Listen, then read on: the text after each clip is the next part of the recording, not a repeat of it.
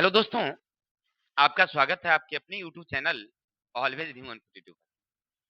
तो मेरे भाई हम लोग आज पढ़ने वाले हैं क्लास 10th भारती भवन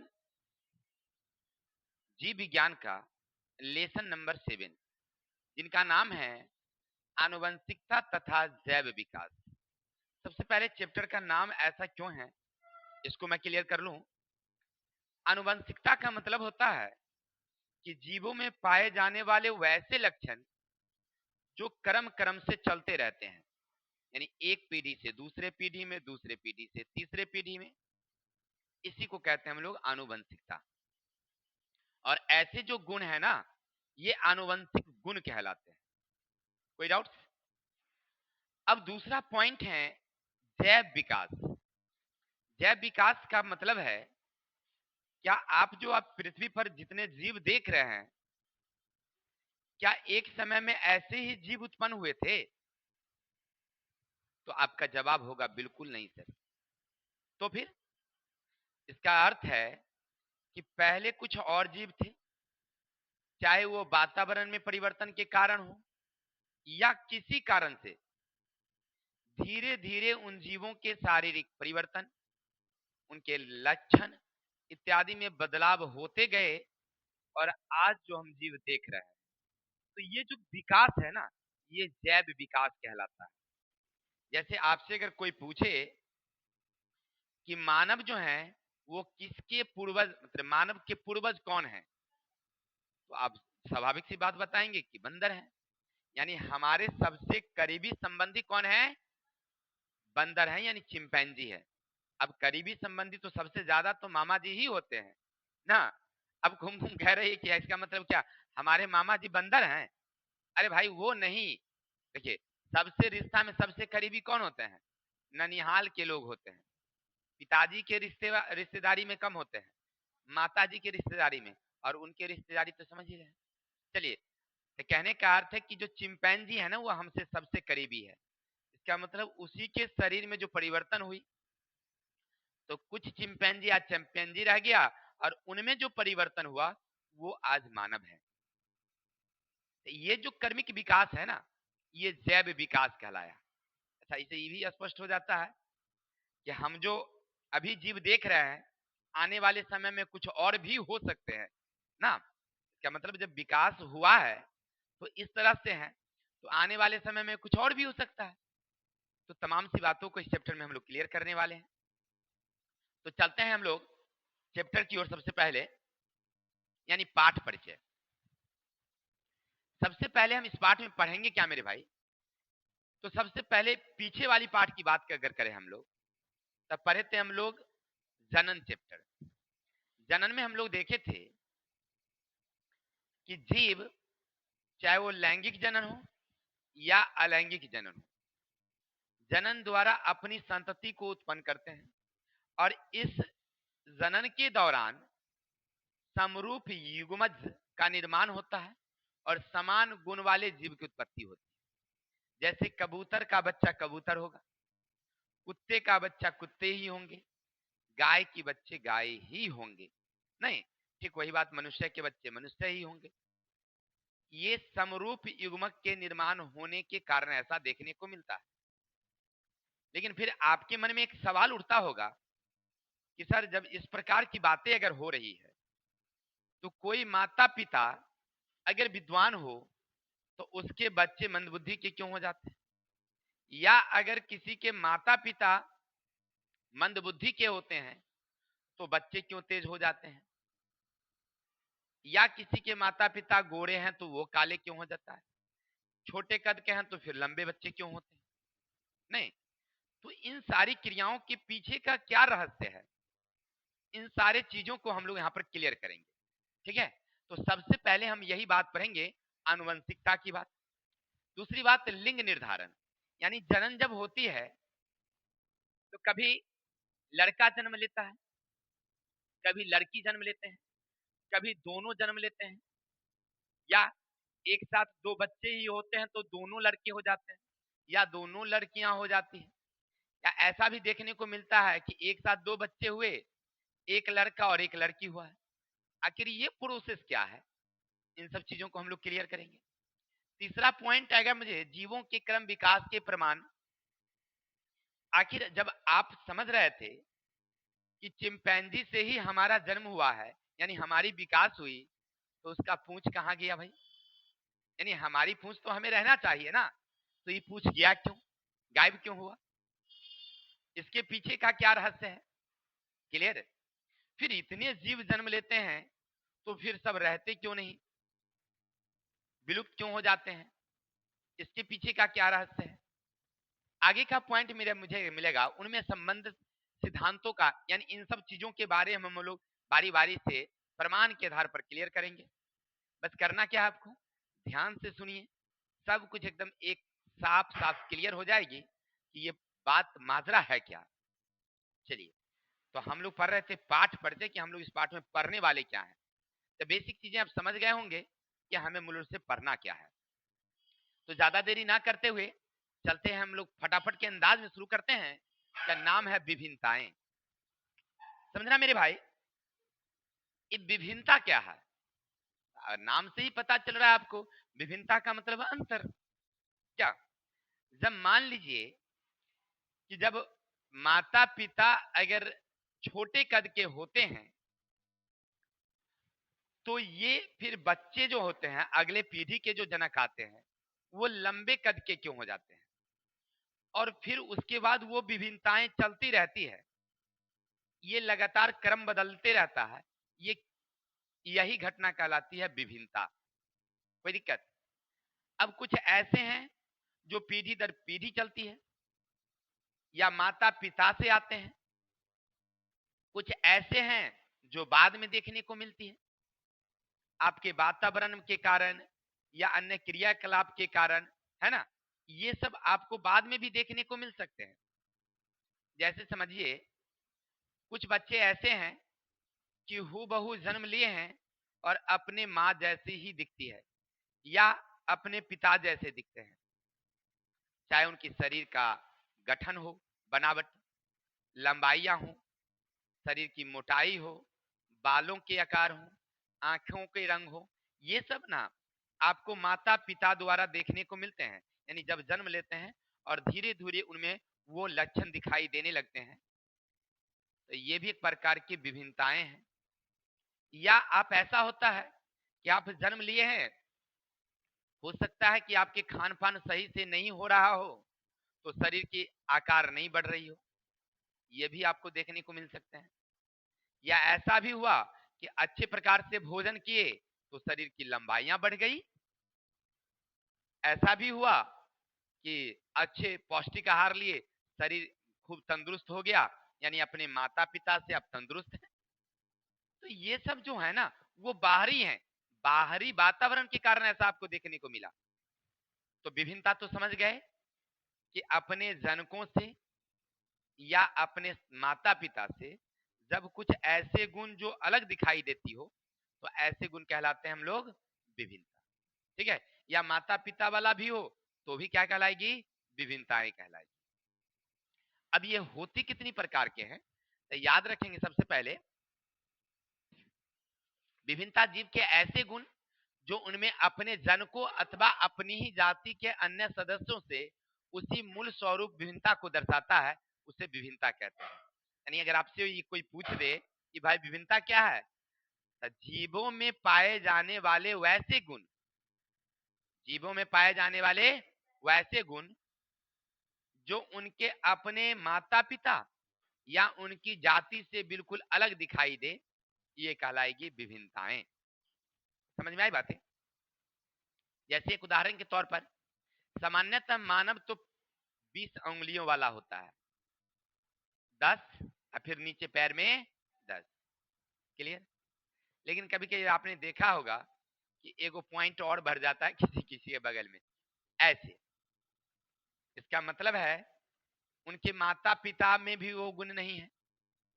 चलो मान लो उनके माता पिता में है भी, माता पिता में है भी, लेकिन मानव जाति से तो भिन्न है। तो ये क्या है? विभिन्नताएं हैं। ये तो माता पिता से आया भी है, लेकिन अपनी जाति मानव जाति से मैच नहीं कर रही है। इसलिए क्या हुआ, विभिन्नता हुआ। आपने गौर ये भी देखा होगा कि जितने मानव हैं उनकी सभी जो ऊपर की ओठ है ना, बिल्कुल एकदम प्लेन प्लेन है, लेकिन किसी किसी बच्चा को जन्म लेते हुए देखे होंगे कि इतना वो कटा हुआ रहता है, इसको हम लोग अपनी देहाती भाषा में खोनमा कहते हैं। क्या अब ये ठीक है उनके माता पिता से आया है, लेकिन मानव जाति से तो मैच नहीं कर रही है ना, यानी अपनी जाति से मैच नहीं कर रही है, तो ये गुण क्या कहलाएगी, विभिन्नता कहलाएगी। अब तो समझ में आ गया होगा ना विभिन्नता क्या है। चलिए अब देखिए, इससे स्पष्ट होता है कि जीन ही गुणों के वाहक हैं और यह जीन में विभिन्नता के कारण होते हैं जब विभिन्न जीन की विभिन्नताएं उत्पन्न करती है। इसका मतलब है, आपने इससे पहले वाले चैप्टर में पढ़ा था कि जो गुणों के वाहक होते हैं वो कौन होते हैं, जीन होते हैं। तो जब जीन ही गुणों के वाहन करते हैं तो हमारा गुण ही तो हमारे बच्चों में गया था, फिर उनमें ये परिवर्तन कैसे। इसका मतलब है कि जनन के समय कुछ ना कुछ गड़बड़ी उत्पन्न हुआ होगा। आखिर जीन के जो प्रतिलिपि बन रही थी, प्रतिरूप, उस समय कुछ ना कुछ अंतर आ गया होगा जिसके कारण इस तरह के परिवर्तन देखने को मिले हैं। ठीक है, चलिए विभिन्नता के कारण भी समझ में आया कि जीन के निर्माण के समय, यानी कि जैसे मान लीजिए जनन हो रहा था, जब उन बच्चे के शरीर के लिए जो जीन बन रहे थे वो प्रतिरूप अगर तैयार होते समय कुछ ना कुछ अंतर हो गया जिसके कारण भिन्न गुण वाले जीव उत्पन्न हो गए। कोई डाउट, तब विभिन्नता क्लियर है, विभिन्नता के कारण क्लियर है। फिर से एक बार देख लेते हैं। विभिन्नता का मतलब हुआ कि जीवों में पाए जाने वाले वैसे गुण जो उनके जनक, जनक का मतलब होता है माता पिता, उनके जनक या उनकी जाति से अंतर दिखलाता हो, बिल्कुल अलग गुण बतलाता हो, तो इसे कहते हैं हम लोग विभिन्नता। विभिन्नता का कारण क्या है, तो जीन के प्रतिरूप बनते समय कुछ भिन्न गुण वाले जीन का निर्माण हो जाना। जैसे जनन के समय में माता पिता के जीन तो बच्चों में गए ही थे, लेकिन जब उसके लिए जीन का प्रतिरूप बन रहा था उस समय कुछ ना कुछ गड़बड़ी हो गई जिसके कारण कुछ भिन्न गुण वाले वहां पर जीन का निर्माण हो गया, जिसके कारण उस प्रकार के बच्चे तैयार हो गए। कोई डाउट। अब चलते हैं हम लोग, दूसरा पॉइंट हमारा क्या भाई मेरे, विभिन्नता के प्रकार।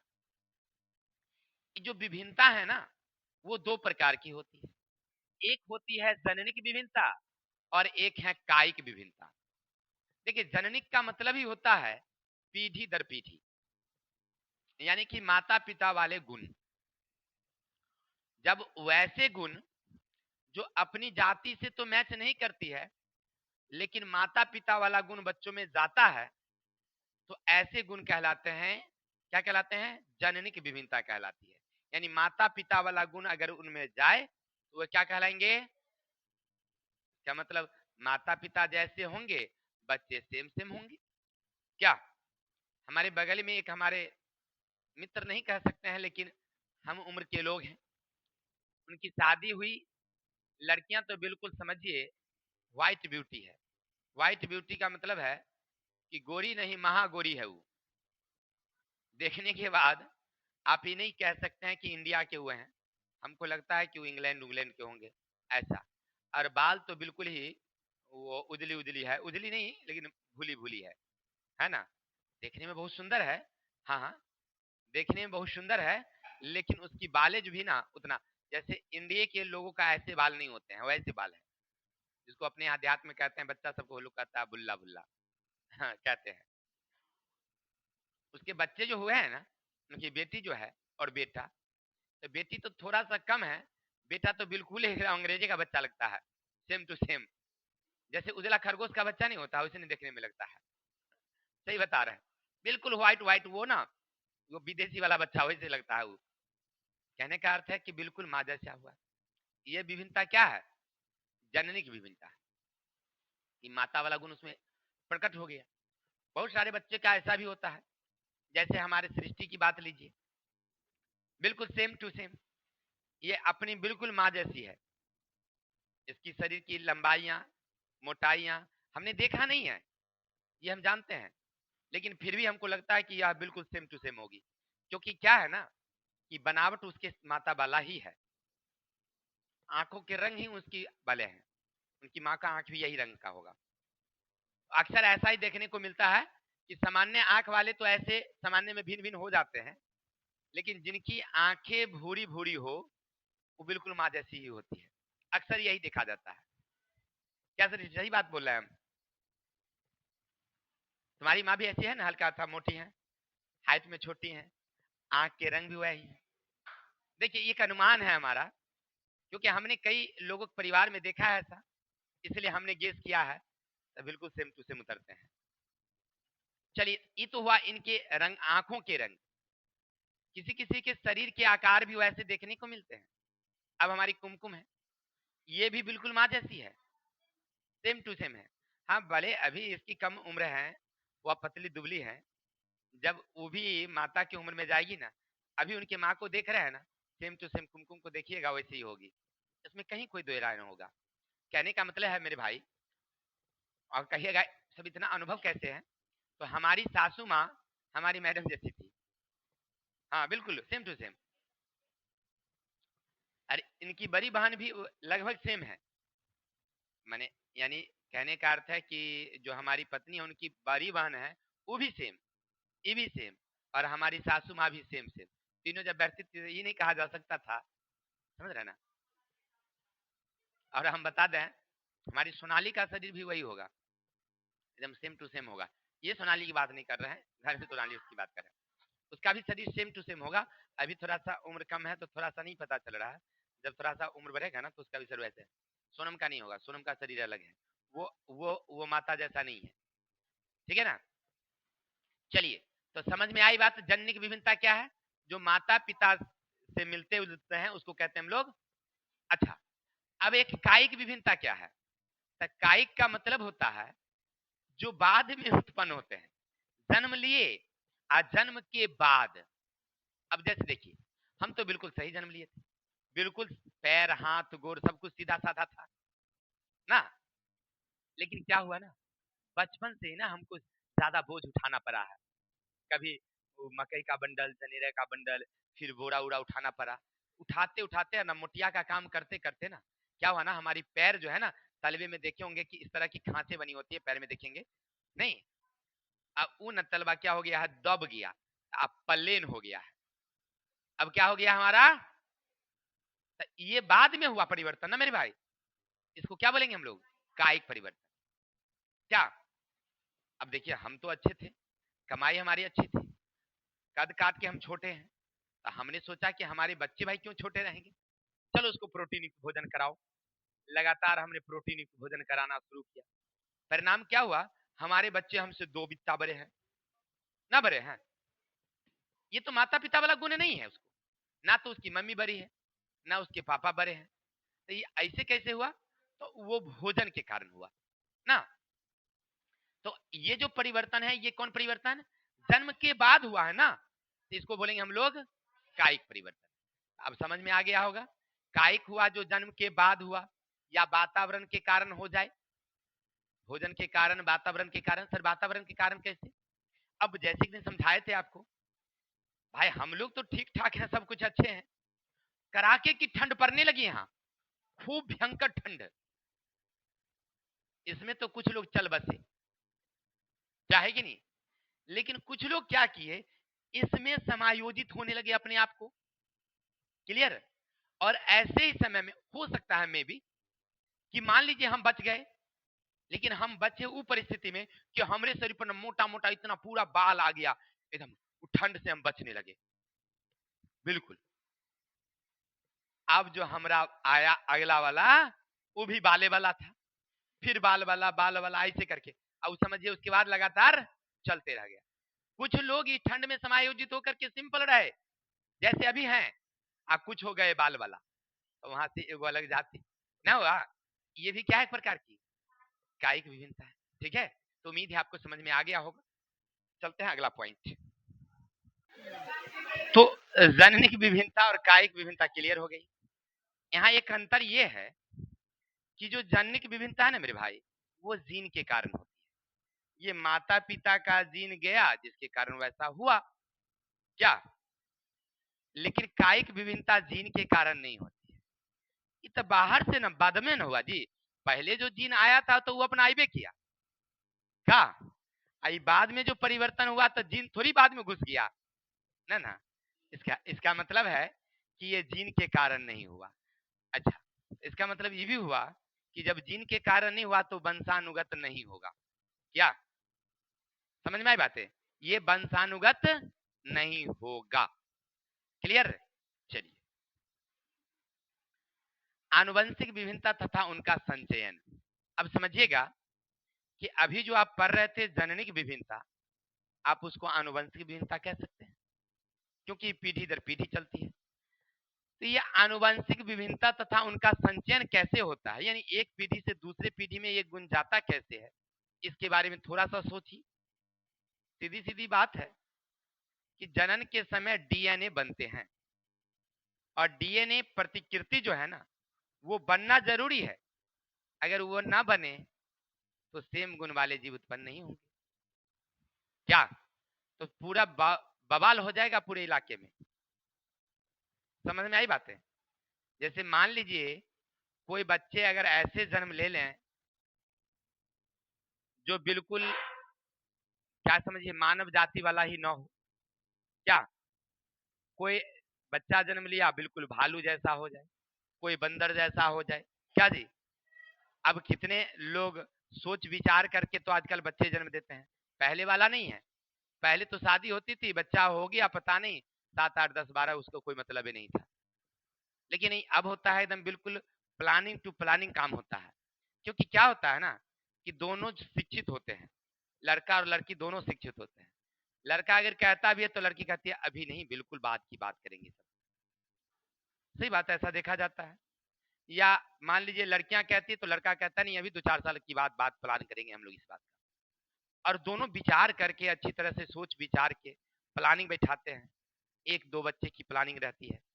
और उसमें मान लीजिए अगर कोई ऐसा हो जाए प्लान के बाद, प्लान ये भी था कि जन्म लेगा तो छठी होगी, फलान होगा, चिलान होगा सही बात। ऊ में एगो बंदौरे का बच्चा जन्म ले ले, बिल्कुल मामला गड़बड़ नहीं हो जाएगा भाई क्या। देखिए होता है ऐसे, बाद में जो भी परिवर्तन हो, लेकिन कुछ एक एक हमारे रिलेशन में थे,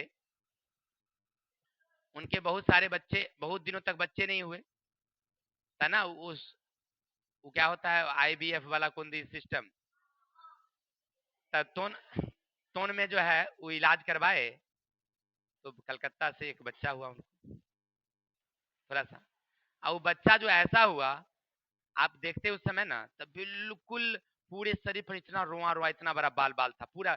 जन्म लिया था छठी में, हम लोग गए थे, जबकि हमारे रिलेशन में वो अपने नैहर में जन्म दी थी। बुला पहली बार हुआ था, लगभग 15 16 वर्षों बाद बच्चा हुआ था, तो बड़ा खुशी से। लेकिन हम लोग गए थे उसमें तो देखे बच्चे को ना, तो हम लोग तो जानते थे कि सुई वाला बच्चा है, आईवीएफ वाला जिसको हम लोग कहते हैं, तो सुई वाला ही उसको समझिए। तो ये परिवर्तन जो था ना, अगर मान लीजिए वो तो बच्चा अब ठीक ठाक है जैसे मानव वाला है, अब वैसे में अगर कोई गड़बड़ा जाता तो गड़बड़ नहीं हो जाता। अच्छा, ये गड़बड़ होता काहे नहीं है भाई, तो ये डीएनए प्रतिकृति, याद रखिएगा ये क्वेश्चन पूछेगा आपसे कि जनन के समय डीएनए प्रतिकृति का बनना क्यों जरूरी है। इसलिए जरूरी है कि समान गुण वाले जीव की उत्पत्ति होना जरूरी है। अगर डीएनए प्रतिकृति अगर समान बना तो समान गुण वाला जीव होगा। हाँ, ये हो सकता है कि माता पिता के रंग अगर गोरे हैं तो बच्चे थोड़े सांवले हो सकते हैं, लंबाइया में भी थोड़ा सा ज्यादा या कम हो सकता है, ये हो सकते हैं, वो अलग बात है। लेकिन डीएनए प्रतिकृति माने समान गुण वाले जीव की उत्पत्ति, ठीक है।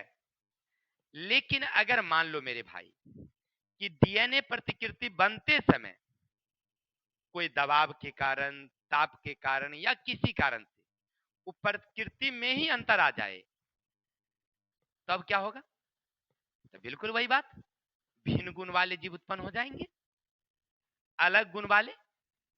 समझ में आई बातें, तब वो अलग हो सकता है। देखिए क्या कहा है? इसका मुख्य कारण है डीएनए प्रतिलिपि का बनना। जनन की क्रिया में माता पिता के जीन रहते हैं, फिर भी यह भिन्न भिन्न होते हैं, क्योंकि जब डीएनए बनता है तो यह दोनों गुण सूत्र को ग्रहण करता है और उनमें आई फेरबदल के कारण उत्पन्न हो जाती है। फेरबदल का मतलब क्या? वही माने समझिए, एक डीएनए जो गया है और दूसरे डीएनए थे, तो उसमें ना या तो ज्यादा माता का गुण काम कर गया होगा, या ज्यादा पिता वाला काम कर गया होगा, या वातावरण के कारण कुछ बदला बदली हो गया, हेर फेर हो गया। ये सब कारण हो सकते हैं। तो भिन्न गुण वाले यानी आनुवंशिक विभिन्नता समझ गया ना किस कारण होती है? चलिए, इज क्लियर हो गया। अब अगला पॉइंट है हमारा, आनुवंशिकता क्या है। तो ये सब तो जान ही गए थे आप, लेकिन फिर भी समझते हैं। आनुवंशिकता का मतलब होता है मेरे भाई, जो पीढ़ी दर पीढ़ी, सीधा सीधा समझिए, आनुवंशिकता का मतलब जीवों में कुछ ऐसे गुण है जो पीढ़ी दर पीढ़ी चलती रहती है। जीवों के ऐसे गुण आनुवंशिक गुण कहलाते हैं, और इस गुण को आनुवंशिकता कहते हैं। जो संचरण की क्रिया है ना, क्रिया को कहते हैं आनुवंशिकता, और गुण को कहते हैं आनुवंशिक गुण। अब ये दो प्रकार की होती है, एक जीन पररूप और एक लक्षण पररूप। अब ये क्या हुआ भाई? अरे घबराना नहीं मेरे भाई, जो आपने पीछे पढ़ा जनिक विभिन्नता और कायिक विभिन्नता, वही चीज ये भी है। जीन पररूप का मतलब हुआ जीन के कारण जो विभिन्नताएं आई है, या जीन के कारण जो आनुवंशिक गुण आए हैं, वो क्या कहलाएंगे? जीन पररूप कहलाएंगे। जो जीन के कारण आई वो, चलिए बोझे, तो हम लोग पढ़ रहे थे जीन पररूप। अब एक बच्चे कह रहे हैं कि सर, इस जीन कौन चिड़ैया का नाम है? अरे मेरे भाई, क्लास 9th में आप शायद नहीं पढ़े, आप पढ़े भी तो अच्छी तरह से नहीं पढ़े, ध्यान नहीं दिए। समझो, जो कोशिका होती है ना, कोशिका के भीतर पतली पतली धागे जैसी संरचना थी, जिसको हम लोग कहते हैं अंग्रेजी में क्रोमोसोम, हिंदी में कहते हैं गुणसूत्र। का याद है ना? जिसका सबसे ऊपर का भाग था पेलिकल, टेलोमियर, सेंट्रोसोम, याद होगा। अब नाम याद आ रहा होगा। हाँ, ये सब तनिए तनिए पढ़े थे, याद आ रहा अब। हाँ, चलिए, इसका मतलब है कि वो हुआ कौन? गुणसूत्र। उसके ऊपर न दाने दाने जैसी संरचना होती है, वही है जीन। ठीक है? वो जीन अति वाला नहीं, जादूगर वाला नहीं कि बोतल में रख दिया पूरा निकल गया, वो जीन नहीं। क्या? चलिए आइए, समझ गया ना, हमारी कोशिका में रहती है, जो हमारे गुण को धारण किए हुए रहती है। ठीक है ना? वो जैसा गुण रहेगा वैसे ही। चलिए आगे चलते हैं। तो जीन पररूप क्या समझिएगा? किसी जीव की जीनी संरचना उस जीव की जीन पररूप या जीनोटाइप कहलाती है। जीनी संरचना मतलब जीन के कारण जो संरचना उत्पन्न होती है। जैसे अभी हम लोग बात कर रहे थे, क्या किसी की आंखें भूरी है, किसी की बाल की संरचना है, किसी की शरीर का गठन है, ये क्या है? जीन के कारण हुआ है, तो जीनी संरचना या जीन पररूप कहिए। अब एक लक्षण पररूप है। जीन पररूप तथा वातावरणीय दशाओं के द्वारा निर्धारित आनुवंशिक लक्षण या विशेषकर जो स्पष्ट रूप से दिखाई देती है, लक्षण पररूप या फिनोटाइप कहलाती है। यानी बाद में वातावरण के कारण कोई परिवर्तन देखने को मिली है साफ साफ, तो ये क्या कहलाएगी? लक्षण पररूप। लक्षण के कारण हुआ, नहीं समझ में आई बात है? जैसे अभी हम लोग पीछे देखे कि ज्यादा वजन उठाने से हमारी पैरों की क्या हो गई है? बनावट अलग हो गई है। क्या? या हमारी लंबाइयां थोड़ी सी क्या हो गई है? उसको नहीं बोल देते, चलिए ध्यान दीजिए। तो जीन पररूप, आप लक्षण पररूप समझ गया ना? जो जननिक है, कायिक है, वही चीज ये है। अब आगे बउआ जी, इस बात को समझने के लिए हमें चलना पड़ेगा मेंडल साहब के प्रयोग की तरफ। अब ये कौन थे? तो मेंडल साहब जो है ना, आनुवंशिकता के पिता कहलाते हैं। आनुवंशिकता के, इनका जन्म ऑस्ट्रिया के ब्रून नामक स्थान में एक ईसाई मठ ये थे, माने ईसाई मठ में इनका जन्म हुआ था, ऑस्ट्रिया के ब्रून नामक स्थान पर। ठीक है? सन 1822 ईस्वी की कहानी है, इनका जन्म हुआ था। वैज्ञानिक प्रयोग द्वारा इन्होंने आनुवंशिकता के बारे में लोगों को जानकारियां दी। और उन्होंने अपनी एक किताब, जिनका नाम था, याद रखेंगे, annual proceeding of the natural history society of Brunn नामक किताब में उन्होंने अपनी प्रयोग को लिखा। लेकिन दुर्भाग्यवश जिस समय हुए थे ना, उनकी महत्ता को कोई नहीं पहचान पाया कि इन्होंने क्या कहा, क्या लिखा। जब सन 1900 ईस्वी में इनकी मृत्यु होती, मृत्यु के बाद इनकी द्वारा लिखी गई किताब को जब पढ़ा जाता है तो पता चलता है कि अरे दुनिया को तो यह अद्भुत चीज देकर गए थे, जिनका नाम था आनुवंशिकी के बारे में जानकारी। उससे पहले इसके बारे में किसी ने कुछ नहीं बताया था, पहली बारी वह बताए थे, इसलिए इनको कहा गया आनुवंशिकी का पिता। यहाँ से एक ऑब्जेक्टिव क्वेश्चन बनेगा आपसे, आनुवंशिकी का पिता किसे कहा जाता है? मेंडल साहब को। इनका पूरा नाम था ग्रेगर जॉन मेंडल, याद रखेंगे, ग्रेगर जॉन मेंडल। आनुवंशिकी क्या पिता? ठीक है, इतना समझ गए। अब थोड़ा सा इनके प्रयोग के बारे में थोड़ा चलिए। अच्छा, उन्होंने प्रयोग क्या किया, उन्होंने क्या क्या दर्शाया प्रयोग द्वारा, समझते हैं। देखिए, सबसे पहले उन्होंने क्या किया, अपने ही बाग में रहने वाली जो साधारण मटर है ना, मटर में दो क्वालिटी होती है, एक पीली वाली मटर होती है, एक हरी वाली मटर होती है। एक पीली में भी होती है, तब पीली गोल और पीली झुर्रीदार। एक होती है हरी गोल, एक हरी झुर्रीदार, ठीक है ना? नहीं समझे बात को? जैसे वो पीला होगा तब पूरा एकदम पूरा पीला रहता है और वो पूरा चिकना रहता है। अब पीले में वो रहेगा चुकटो चुटकल सन के रहता है, ठीक है? ठीक है, हरा में भी देखिएगा तो एगो हरा बिल्कुल गोल गोल रहता है, हरा में भी एक रहता है चुटकल चुटकल सा रहता है एकदम, देखिएगा जैसे उसका वो बॉडी ना सिकुड़ के मांस ऐसे हो चुका है, ऐसे दिखाई पड़ेगी आपको। मैंने उसको कहते हैं हम लोग झुर्रीदार, ठीक है? उसमें अलग अलग किस्म के पौधे पाए जाते हैं। तो सबसे पहले उन्होंने क्या किया, अपने बाग से साधारण मटर के पौधे को चयन किया। यहाँ से फिर एक ऑब्जेक्टिव क्वेश्चन पूछता है कि ग्रेगर जॉन मेंडल ने किस पौधे पर अपना प्रयोग किया था? तो साधारण मटर पर, याद रखेंगे। यहाँ तक कोई दिक्कत? अब आगे चलिए, उन्होंने प्रयोग क्या किया। पहला प्रयोग, अपने बाग से दो रंग के पौधे चयन किए, एक लंबी प्रजाति और एक बौनी प्रजाति का पौधा। क्लियर है? अब सबसे पहले उन्होंने क्या किया कि जो लंबी प्रजाति के पौधे थे, ये था, थोड़ा सा देख लेते हैं कहीं मिस तो नहीं कर रहे हैं।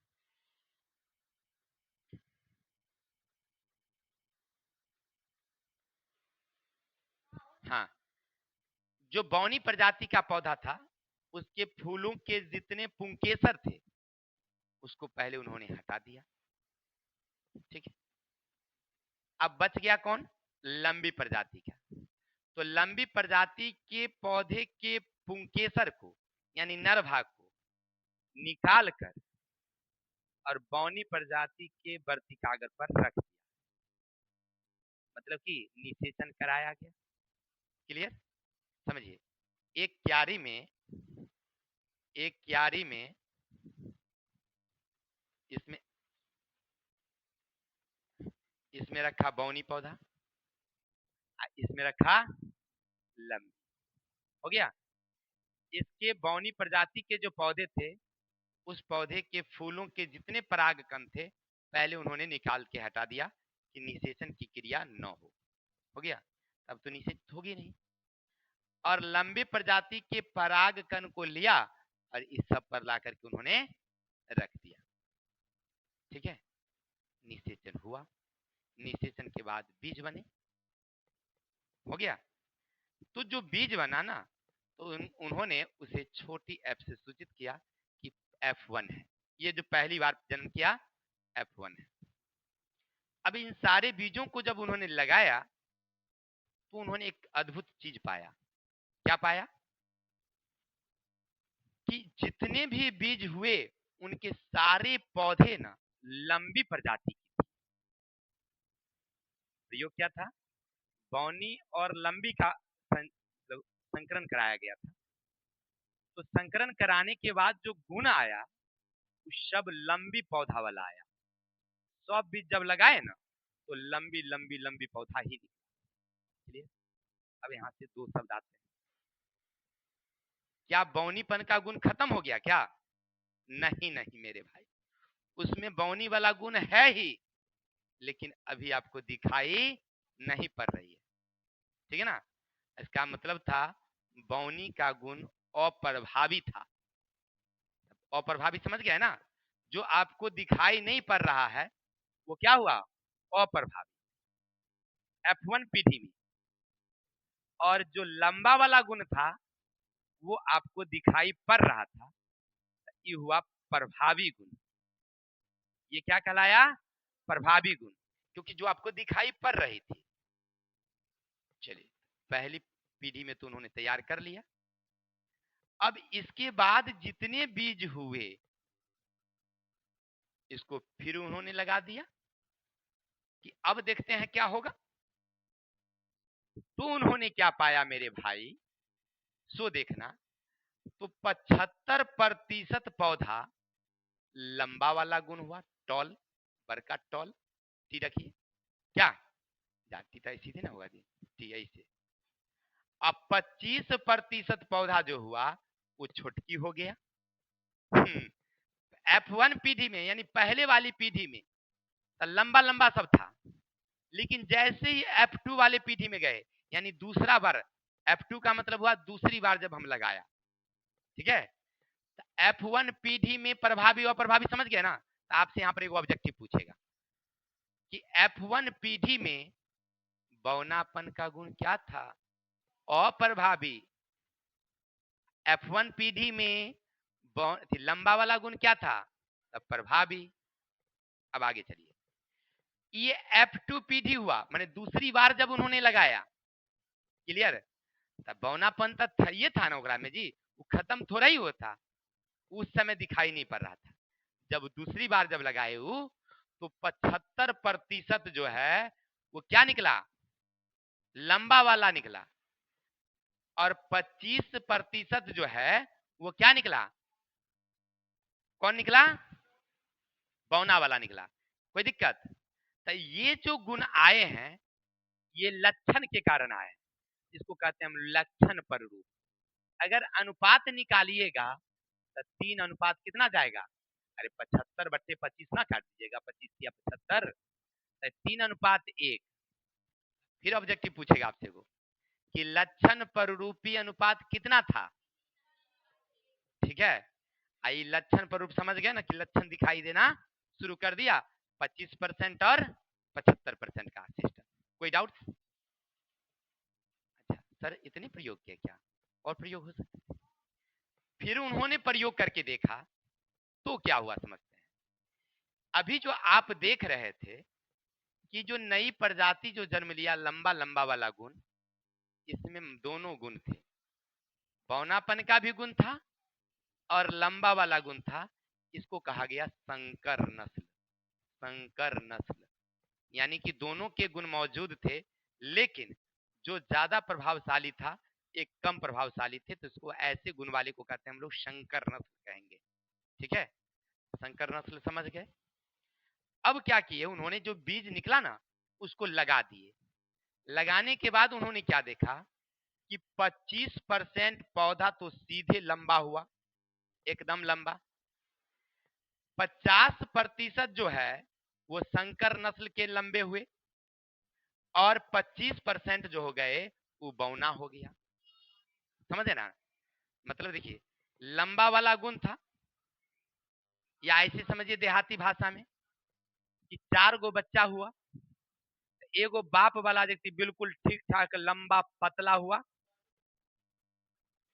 लंबा और पतला हुआ जो बाप वाला गुण था।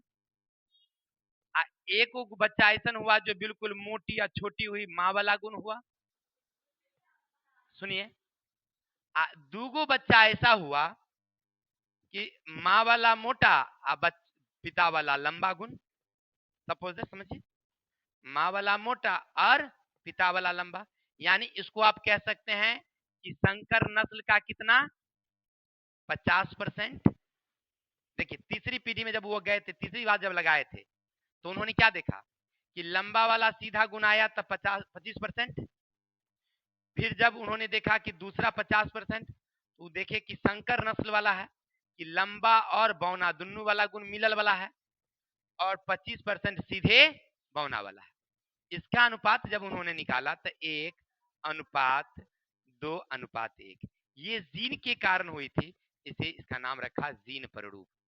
यहाँ से ऑब्जेक्टिव फिर पूछेगा जीन पररूप की अनुपात कितना था, 1:2:1।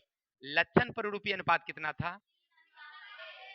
ठीक है, प्रयोग समझ गए मेंडल साहब का पहला प्रयोग? किसी को डाउट? चलिए अब प्रयोग किए थे क्या? हाँ, एक और प्रयोग किए थे। तो अभी आप देख रहे थे कि मेंडल साहब ने बौनेपन और लंबेपन दो प्रकार के प्रजाति के मटर के पौधों का पादप संकरण कराने के बाद जीन पररूपी और लक्षण पररूपी अनुपात निकाल करके ये दर्शाया। क्या दर्शाया? कि पहली बारी में लंबा लंबा वाला हुआ, फिर दूसरे बारी में लंबा और बौना हुआ, फिर तीसरी बारी में लंबा संकर फिर बौना। इसका मतलब यह स्पष्ट होता है कि इन्होंने संकरण, एक संकरण इसको कह सकते हैं आप कि इस प्रयोग को एक संकर संकरण कहा जाता है। एक संकर संकरण यानी उन्होंने क्या किया, एक बार संकरण कराया और उसी के आधार पर उन्होंने प्रयोग करते गए। संकरण तो पहली बार ही ना कराया जी, यहाँ पर बौना वाला प्रजाति, यहाँ लंबा प्रजाति, और एक बार उन्होंने संकरण करा करके और देखो, और उन्होंने प्रयोग करते गए, प्रयोग करते गए। ऐसे प्रयोग को क्या कहा गया? एक संकर संकरण। कोई डाउट? अब चलिए, ये आपने यहां पर एक चीज स्पष्ट गौर किया होगा, ध्यान से सुनिएगा। एक चीज उन्होंने क्या लिखा कि पहले वाले में लंबा वाला गुण था, दूसरे वाले पीढ़ी में अलग अलग हो गया, तीसरी वाली में बिल्कुल अलग अलग हो गया। यानी कहने का अर्थ है कि गुण तो था साथ साथ, लेकिन बाद में क्या हो गया? अलग हो गया। इसीलिए इसे कहते हैं हम लोग मेंडल के पृथक्करण का नियम।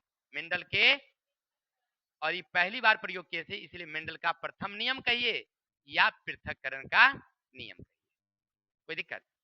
आपसे क्वेश्चन पूछ सकता है मेंडल के प्रथम नियम क्या है, तो लिखेंगे मेंडल साहब ने साधारण मटर पर किए गए प्रयोग में एक लंबी प्रजाति और एक बौनी प्रजाति का प्रयोग किया, तो उन्होंने पाया कि पहले F1 की पीढ़ी में दोनों गुण मौजूद थे लेकिन लंबा प्रभावी था, और दूसरे F2 की पीढ़ी में आते ही दोनों अलग अलग हो जाते हैं। तो ऐसे को उन्होंने कहा पृथक्करण का नियम।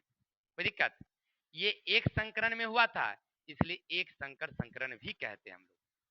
कोई दिक्कत? अभी तक आप पढ़ क्या रहे थे मेरे भाई? आप अभी पढ़े पहले विभिन्नता किसे कहते हैं, विभिन्नता कितने प्रकार की होती है, फिर आपने पढ़ा आनुवंशिकता और जीन प्ररूप और लक्षण प्ररूप, फिर मेंडल साहब के प्रयोग के बारे में पढ़ा।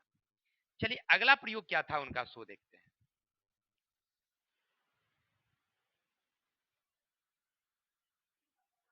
ये सब तो हम पढ़ा ही दिए आप लोगों को, यहां तक हो गया। बाद में मेंडल साहब ने दो जोड़े विपरीत गुण वाले बीजों के वंशानुगति का अध्ययन किया, इसे द्विगुण संकरण कहा जाता है। समझिएगा, पहले बारे में तो एक जोड़ा में तो एक संकर संकरण हुआ, बाद में दो जोड़े बीजों पर उन्होंने प्रयोग किया और उसमें अध्ययन किया, तो उन्होंने क्या कहा, उसका नाम द्विगुण संकरण। अब इस प्रयोग में क्या उन्होंने कहा था, देखिए पहले बारे में केवल लंबा और बौना था, और इसमें उन्होंने क्या किया सो देखते हैं। एक पीले गोल और एक हरे झुर्रीदार बीज का चयन किया, दोनों का प्रजनन किया, तो सभी पीले मटर हुए। समझिएगा, समझेंगे। उन्होंने क्या किया, अभी आपने देखा कि चार रंग के मटर के पौधे होते हैं, एक गोल पीला, झुर्रीदार पीला, गोल हरा, झुर्रीदार हरा, चार रंग का। अब उन्होंने क्या किया, अपने बाग से 2 रंग के पौधे चयन किए, एक पीले मटर गोल वाले और एक गोल वाले हरे का, और दोनों का वही पादप संकरण कराया। यानी पीला वाले मटर के पौधे के पराग कण को उन्होंने हटा दिया फूल से, और हरे वाले पराग कण को ले जाकर के संकरण करा दिया। तो पहली पीढ़ी में उन्होंने क्या पाया कि सब हुआ पीले रंग का बीज, माने जो पहले F1 का पीढ़ी हुआ, यानी समझिए इस तरह से आप समझ सकते हैं। ये क्यारी था, इसमें पीला पौधा था और इसमें हरा। पीले वाले पौधे के पराग कण को हटा दिया और हरे वाले पराग कण ला करके उन्होंने रख दिया। तो ये प्रयोग F1 कहलाई, पीढ़ी 1। पीढ़ी 1 में उन्होंने क्या देखा कि सब पौधा जितना बीज निकला ना, ये बीज को जब उन्होंने लगाया तो सब पीला वाला ही पौधा हुआ। इसका मतलब क्या, हरियर का गुण गायब हो गया था? नहीं, अभी भी गुण उसमें थे, अभी भी गुण थे, लेकिन अभी गायब नहीं हुआ था। लेकिन पहली पीढ़ी में आपको ऐसा देखने को मिला। जब उन्होंने ये जो F1 के बाद जितने बीज निकले उसको फिर से उन्होंने निकाला, यानी F2 पीढ़ी में जब उन्होंने लगाया तो उन्होंने क्या पाया, सो देखिए। गोल पीले वाले उनको कितना मटर मिले, गोल हरे वाले कितने मिले, पीले झुर्रीदार कितना मिला और हरे झुर्रीदार कितना मिला। ठीक है, ये जीनी परिवर्तन नहीं था, ये लक्षण परिवर्तन था, यानी कि रंग रूप के कारण ऐसा देखने को मिला है। तो इसका जब अनुपात उन्होंने निकाला तो इसका अनुपात निकला 9:3:3:1, यानी आप यहीं से काट दीजिए या यहीं से काटिए तो वही बात हुआ कि लक्षण पररूपी अनुपात कितना निकलेगा, फिर से 3:1। अरे यहां से काटोगे तो 3:1 नहीं जाएगा। तो इस दोनों प्रयोग से उन्होंने स्पष्ट कर दिया कि लक्षण पररूपी अनुपात कितना आता है, 3:1, और जीनी पररूपी अनुपात कितना निकलता है, 1:2:1। किसी को दिक्कत? ये दो प्रयोग द्वारा उन्होंने, ये समझ गए प्रयोग दोनों? चलिए अब आगे चलते हैं, अगला क्या था याद रखिएगा। दूसरे प्रयोग को कहा जाता है स्वतंत्र विचार का नियम। मेंडल साहब के दूसरे प्रयोग को क्या कहा जाता है? क्लियर हो गया? विन्यास कहिए, विचार कहिए, माने उनका एक स्वतंत्र विचार था। अब आगे चलते हैं, लिंग निर्धारण की बात करते हैं। अभी जो मेंडल साहब के प्रयोग थे, जब इन प्रयोगों को अन्य वैज्ञानिकों ने पढ़ा तो उनके दिमाग में एक बात खनक आई, अरे भाई, जब मटर में इस तरह के गुण हैं तो क्या अन्य जीवों में भी हो सकते हैं क्या? तो उन्होंने अलग अलग जीवों पर प्रयोग करना शुरू किया, देखा तो स्पष्ट रूप से जानकारियां मिली। तो मानव पर भी प्रयोग करके देखा तो मानव में भी कुछ दिखाइया पड़ी। अब मानव में कैसे होते हैं उसको देखते हैं कि लिंग निर्धारण क्या है, समझिएगा थोड़ा सा। आ जाएंगे। प्रत्येक मनुष्य में 46 गुणसूत्र होते हैं, यानी अन्य जीवों में अलग अलग होते हैं। जैसे मक्खी में 12 गुणसूत्र होते हैं, कबूतर में 80 गुणसूत्र होते हैं, चिंपैंजी में 48 गुणसूत्र होते हैं, है ना। इसी तरह से अलग अलग जीवों में अलग अलग हो सकते हैं, लेकिन मनुष्य में कितने? 46। चाहे वो लड़का हो या लड़की हो, 46 गुणसूत्र होते हैं, यानी 23 जोड़ी। क्लियर है? अब समझिए मेरे भाई, ये हमारे लड़के हैं,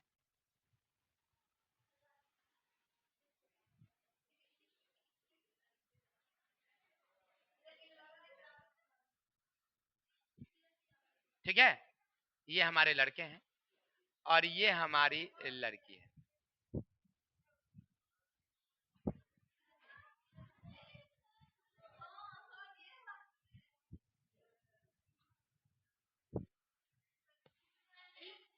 ठीक है, कोई दिक्कत?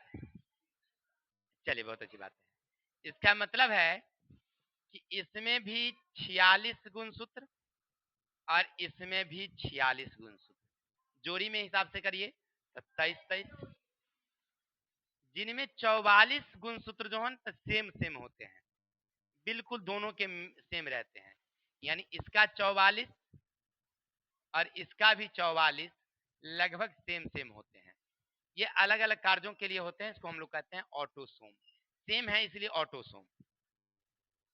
तो आपसे पूछा जाएगा ऑब्जेक्टिव, 22 जोड़ी क्रोमोसोम को क्या कहते हैं? या आपसे पूछा जाए ऑटोसोम की संख्या कितनी है, 44 या 22 जोड़ी? जोड़ी में लिखेगा तो अलग अलग लिखेंगे तो यहाँ तो कोई दिक्कत। अब एक जोड़ी जो है ना, एक जोड़ी जो है ये एक्स वाई है और इसमें एक्स एक्स पाई जाती है। ये जनन के समय लिंग का निर्धारण करती है कि वो लड़का होगा या लड़की। इसको कहते हैं हम लोग, क्या कहते हैं हम लोग? लिंग निर्धारण या लिंग क्रोमोसोम। एक जोड़ी जो क्रोमोसोम है जनन के समय ये साबित करता है कि ये लड़का होगा या लड़की, इसको कहते हैं हम लोग लिंग क्रोमोसोम। अच्छा, तो ये पढ़ने का क्या मतलब? देखिए हमारे भारत में, भारत जो है ना वो पुरुष सत्तात्मक देश है। देखिए ये बच्चे कह रहे हैं कि सर हुरिया सत्तात्मक, लड़कियां हैं अभी स्वतंत्र विचार की है, इसको तब समझ में आएगा जब इसकी शादी होगी। आप अपनी मम्मी से पूछिएगा, वो भी यही विचार के थे, लेकिन अब जो है उनका बंधन जब बना है, अब चाह के भी कुछ नहीं कर सकते। अगर उनके अपने ही मायके जाना होगा, बिना परमिशन से नहीं जा सकते। कहाँ गया तुम्हारी स्वतंत्रता? लेकिन आपके पापा को अगर बाराती जाना है, मम्मी को कहने की भी जरूरत नहीं है, फुल पैंट शर्ट पहनेंगे चल देंगे। हाँ, या पहने हुए पहले से रास्ते में कोई दोस्त मिल गया बिठा लिया चल दिए। फोन भी घर पर नहीं करेंगे एक बार भी, मान लीजिए फोन भी नहीं करेंगे। और जब रात हो जाएगी खाने की बारी आएगी तो फोन करेंगे, कहाँ है? जा हम तो बाराती चले आए। तो बोल तो देते कम से कम, ऐसे बोलेंगे, डांट के नहीं बोलेंगे, ऐसे बोलेंगे बोल तो देते कम से कम। अरे भाई बोल तो देते धीरे से। कहाँ गई तुम्हारी स्वतंत्रता? ये हमारी पुरुषत्वात्मक देश है, आपके चाहने या ना चाहने से नहीं बदलने वाली है। हाँ, तब पढ़ना हमें क्यों है इस बात को सोच समझिए कि अगर किसी लड़की को केवल बेटी ही होता है तो लोग कहते हैं कि है तोरा खाली बेटी हो हम ना रखबो, हम दूसरा शादी करबो। अब ना होता जी, ऐसे नहीं। हम लोग गांव देहात में ऐसे नहीं बोलता है लोग कि तोरा खाली बेटी हो छो, अब हम दूसर ब्याह करबो, हाँ हमरा एगो बेटी चाहे बेटा चाहे, ऐसा लोग बोलता है। तो समझिएगा लड़का लोग ध्यान से, इसमें दोष किसका है समझेंगे। समझेंगे कि जनन के समय अगर समझिए पुरुष का ये एक्स, महिला का पहली वाली एक्स, अगर एक्स एक्स मिल गया तो कौन होगा भाई? तो लड़की होगी, याद रखना। चाहे पुरुष का ये एक्स, महिला का ये एक्स मिल गया तो भी क्या होगी भाई? लड़की। अब समझिए अगर पुरुष का ये वाई और महिला का ये एक्स, तब क्या होगा भाई? अरे यहां से फिर इस तरह से तो भी क्या होगा? अब समझ में आई बातें? अगर पुरुष का वाई गुण सूत्र काम करेगा तब ना लड़का होगा। तो 4 को पत्नी बदल लो, इससे क्या होगा? 4 को बदल लोगे तो क्या होगा? सिर का बाल जाएगा तुम्हारा। खाने का जो खाते हो टाइम से नहीं भोजन मिलेगा, पहले कुटाई मिलेगी तब खाना मिलेगी। ठीक है ना? ये तो जेनेटिक था, वो अलग सी बातें हैं। चलिए ध्यान दीजिए। तो ये लड़का लड़की, ये लड़का लड़की के पीछे का क्या रीजन समझ में आ गई बात? अच्छा, अब जुड़वा बच्चा क्या होता है वो देख लेते हैं। चलिए तो ये तो समझ गए कि लिंग निर्धारण क्या है, कैसे होती समझ गए, क्लियर। यहाँ से ऑब्जेक्टिव पूछेंगे कई, जैसे आपसे पूछेगा कि ऑटोसोम की संख्या 44, लिंक क्रोमोसोम 2 यानी एक जोड़ी, नर में जो लिंक क्रोमोसोम है उसकी संख्या XY, और मादा में जो लिंक क्रोमोसोम है XX। ये ध्यान रखिएगा, वहां पर दे जाएगा XY, YX, ऐसे करके XX। क्या लिखेंगे हम लोग तब? मादा में XX, नर में तो XY। कैसे कैसे घटना घटी समझ गए? दोष किसका है इसमें, याद रखेंगे। अब चलते हैं हम लोग कि जुड़वा बच्चा का कहानी क्या है, तनका समझ लेते हैं। ऐसे हमारी चैप्टर में नहीं है, लेकिन थोड़ा सा समझ लेते हैं। होता है क्या, समझिएगा कि जैसे नर युग्मक और मादा युग्मक मिली तो जायगोट बनी।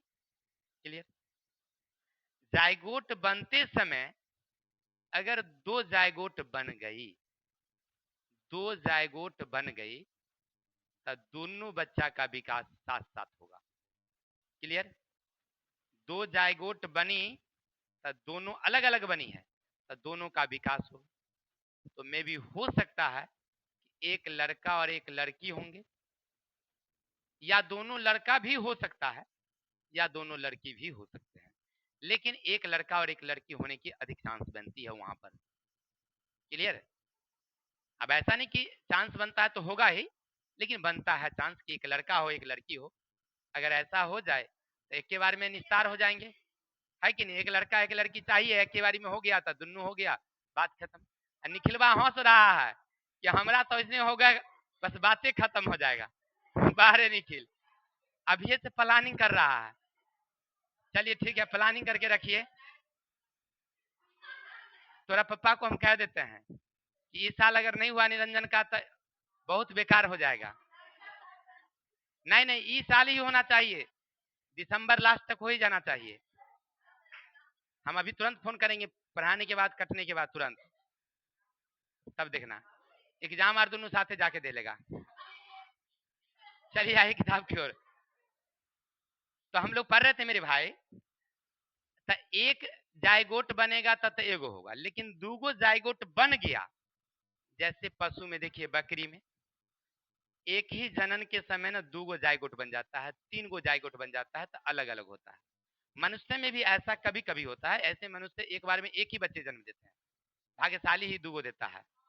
अब समझिए, अब क्या है कि अगर एक जायगोट बना, अरे बता रहे हैं इसे ही, एक जायगोट बना कोई कारण से वो पूर्ण वृद्धि होने से पहले ही टूट गया था, और दूगो अलग अलग हो गए। एक के जायगोट टूट के दूगो हो गया, और दोनों वृद्धि विकास कर रहा है, तो दोनों या तो लड़के होगा, नहीं तो दोनों, अक्सर ऐसा ही देखने को मिलता है।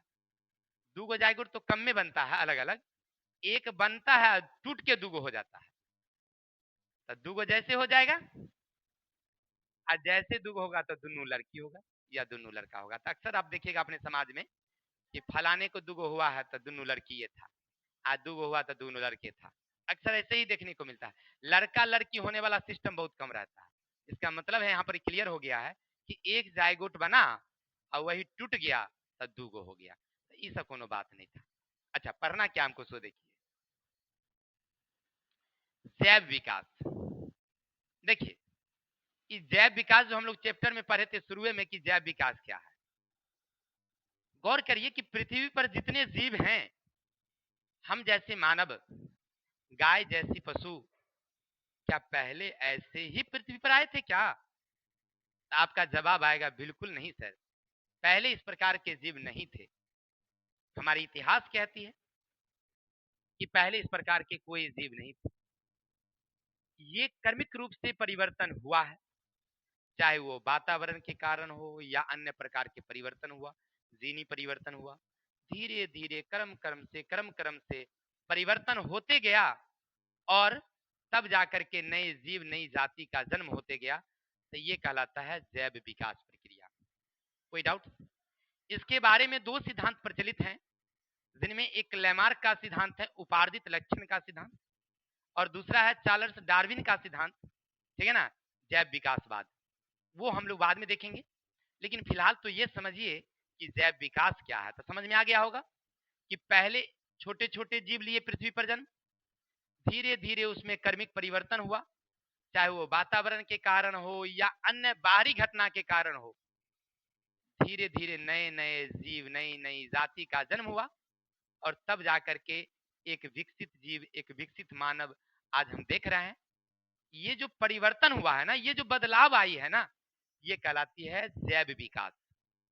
क्लियर हो गया जैव विकास किसे कहते हैं?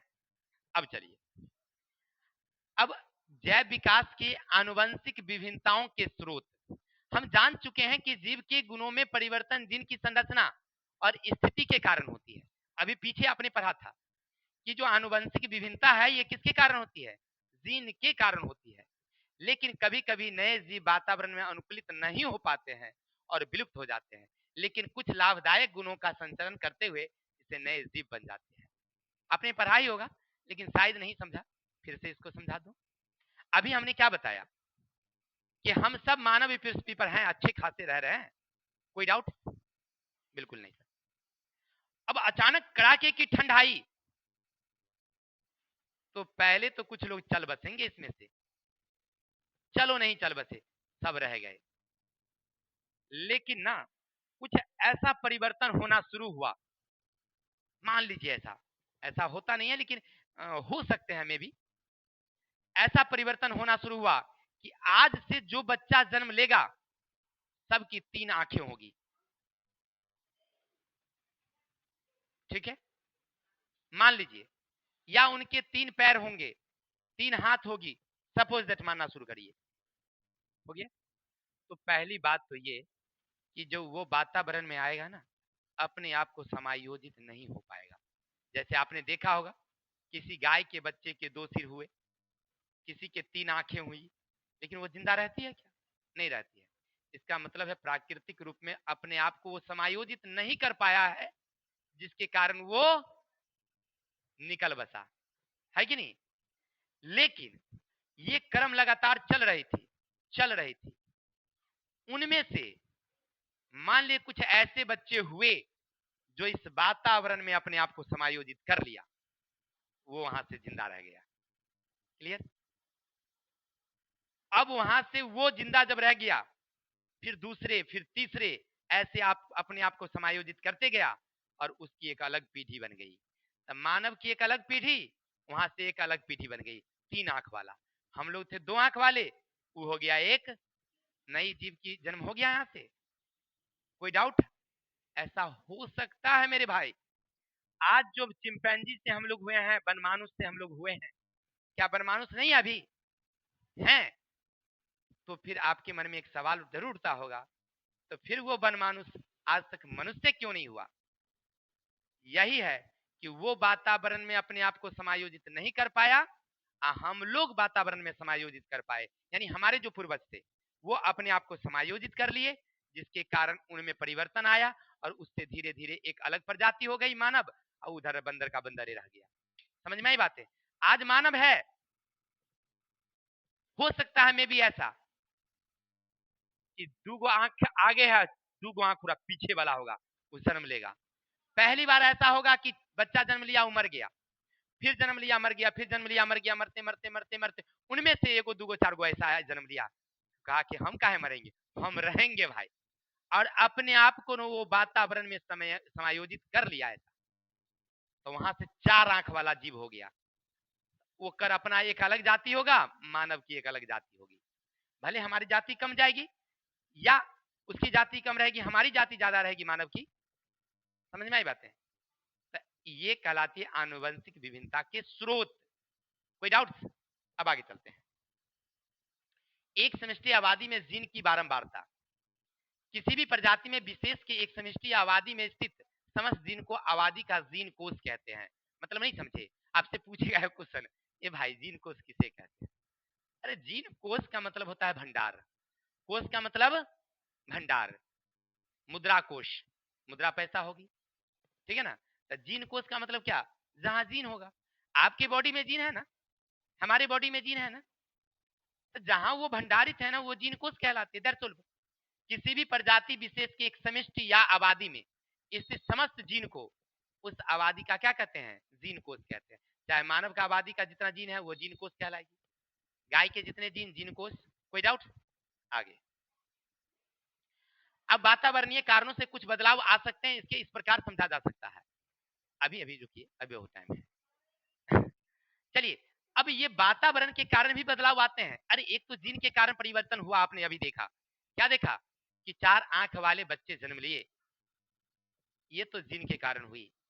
लेकिन वातावरण के कारण भी हो सकते हैं, हमें भी। अब कहेगा सर नहीं समझे, चलो उदाहरण समझो। अभी ना अपने यहां जंगलों में लाल भृंग थी, लाल भृंग। जंगल में जो कीड़ा होता ना, लाल वाला, लाल लाल कीड़ा था। बिल्कुल सही, सुनिएगा गौर से थोड़ा सा। यहां पर से नई जाति कैसे जन्म लेती है समझाते हैं आपको। सब लाल भृंग था, लेकिन उनमें से कुछ ऐसे बच्चे जन्म लिए, या जो लाल वाला ही था, उनके शरीर में अपने आप को वातावरण में समायोजित करने के लिए, कि हरे पौधे में हम लोग रहते हैं तो हमारा रंग हरा अगर हो जाएगा ना, तो हम इस जंगल में छिप जाएंगे, तो शिकारी हमको शिकार नहीं कर पाएगा। जैसे गिरगिट को देखिएगा, उजली दीवार पर रहेगी तो उसका रंग उजला रहता है, पेड़ पर रहेगा तो हरियर रहेगी। लकड़ी वाले घर जो हम लोग अपने यहाँ कहते हैं उसको इकरी, इकरी का घर जो रहता है तो उसको हम लोग काला देखते हैं वहां पर, है कि नहीं? तो जिस जगह पर रहेगी उस जगह का रंग के हिसाब से गिरगिट रहती है। तब मान लीजिए जंगल में लाल भृंग था, तो जंगल हरा हरा, लाल वाला तो साफ साफ दिखाई पड़ रही थी, नहीं पड़ रही थी?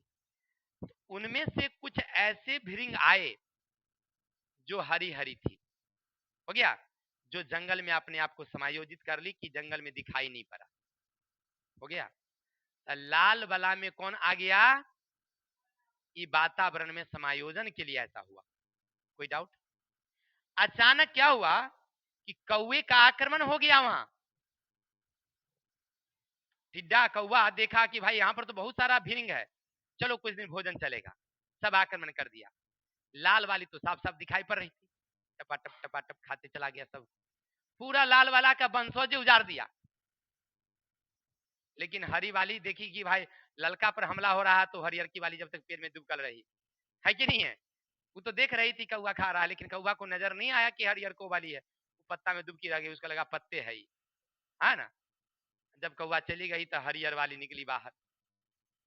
लेकिन जानते हैं उस समय हरियर की वाला गर्भवती थी, अब बच्चा दी तो सब हरियर हरियर हो गया, तो ललका खत्म, हरियर तैयार है।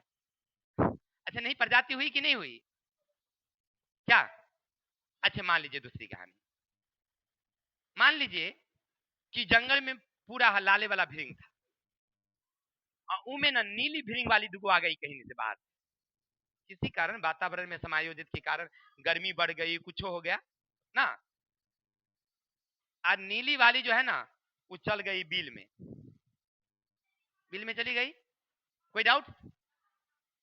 अचानक क्या हुआ कि जंगल में आग लग गया, सब लाल वाली भृंग जल गई, लेकिन नीली वाली कहां थी अभी? अब बाहर आने लगी तो ताव लगा तो और तौर में चल गई। जब ताव वो खत्म हुआ, बरसा उरसा खत्म हुआ, तब बाहर निकलती है। लेकिन जानते हैं भृंग वाली थी उस समय गर्भवती, वो निकली तो वो भी निकली, मारे ढेर इतने बच्चा जन्म दी। अब क्या हो गया? ललका की जाति क्या हो ना, खत्म हो गया। तो कहने का मतलब है कि नई जाति का जन्म कैसे हुआ, समझ गए ना? ये किसके कारण हुआ? जिन के कारण हुआ ना, ना वातावरण के कारण हुआ। क्लियर हो गया ना? उम्मीद है आपको सब कुछ समझ में आया होगा। अगर आप ध्यान से सुने होंगे तो हमें इतना जरूर विश्वास है कि आप एग्जाम तो छोड़िए, पूरी लाइफ जरूर याद रखिएगा कि सर जी क्या पढ़ाए थे। चलिए विशेष कल मिलते हैं शेष भाग के साथ, तब तक के लिए हमें विदा दीजिए। जय हिंद, जय भारत।